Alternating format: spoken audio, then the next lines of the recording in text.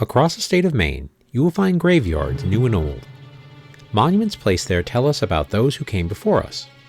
From simple headstones to elaborate statues, many a tale is told of our ancestors. Today, we travel to the town of Bucksport, to a famous gravestone with an unexpected marking on it. Episode 14, Witch's Leg, Bucksport, Maine.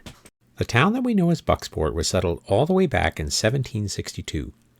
Before the European settlers would arrive, the area was inhabited by a prehistoric group known as the Red Paint People. The access to the river was probably a huge draw for both groups. Named after its founder, Jonathan Buck, the town has a great many stories attached to it. While researching this town, I discovered that there was a tale of a circus elephant breaking free and roaming around the neighborhoods. According to another article I read, Bucksport was the inspiration for Collinsport, the fictional town in the 1960s series Dark Shadows. Today, however, we will talk about one of the better-known sites in Bucksport, that of the grave of Colonel Jonathan Buck.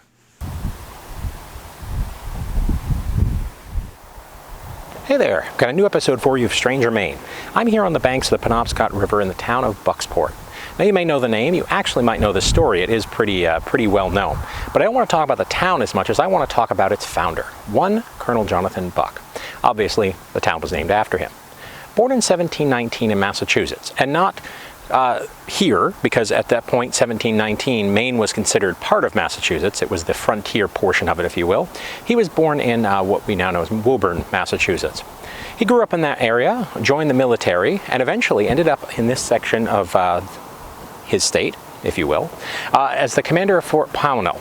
Now, he served during the Revolutionary War, but after the war, he really liked this area. So he and a group of settlers came up and started this town I'm in right now, of Bucksport. So what's the big deal with Colonel Jonathan Buck? Well, he came up here, he helped found this town. He then served as the Justice of the Peace until he died in the late 1700s. He was actually about 77 years old, which, to be fair, is pretty long lived for someone in that era. So what's the deal with him? Why do we have a story? Well, 50 years after he died, a monument was erected in his honor, just up the hill from where I am. 50 years after that, some stories started circulating because of a defect, or an oddity, if you will, in the granite that makes that particular monument up. So what I want to do is I want to tell you about that story, or more accurately, the stories behind it right now. Colonel Buck was considered a hero during the Revolutionary War. He was part of the forces that were attempting to keep the Penobscot out of the hands of the British, and unfortunately they didn't succeed. The British ended up destroying all of the ships sent to fight them and scattered the soldiers around. Colonel Buck did end up making his way back to his home in Massachusetts, but eventually he returned to help found Bucksport. After his death, the town erected a memorial to honor his work. According to the stories, not long after that, a strange disfigurement appeared on the monument.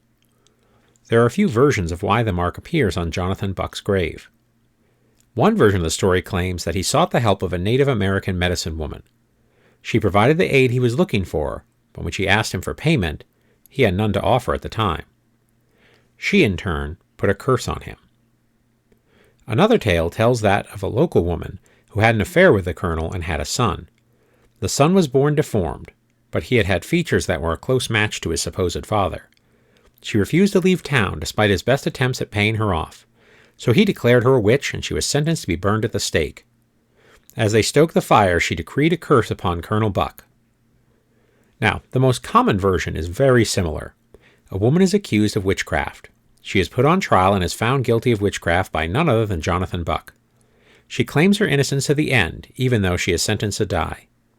She claims that her spirit will return to stand on the judge's grave, thus the mark in the stone. Which version you hear depends very much on who's telling you this story.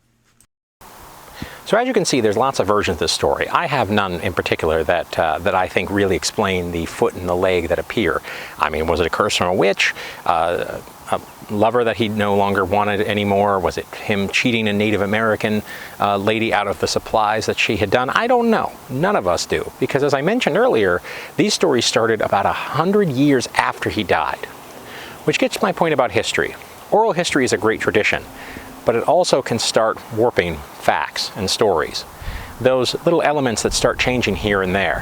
When I was researching this, I actually reached out and asked some groups that are into these sort of things, and I actually got multiple responses about this story, and a bunch of them were different from each other. So there is no one true narrative in this one. So what's the point of this one? Sometimes you can't always believe everything you hear. And that's true of history, stories, and in this case, curses on granite tombs. Thank you for joining me. I'll see you next time.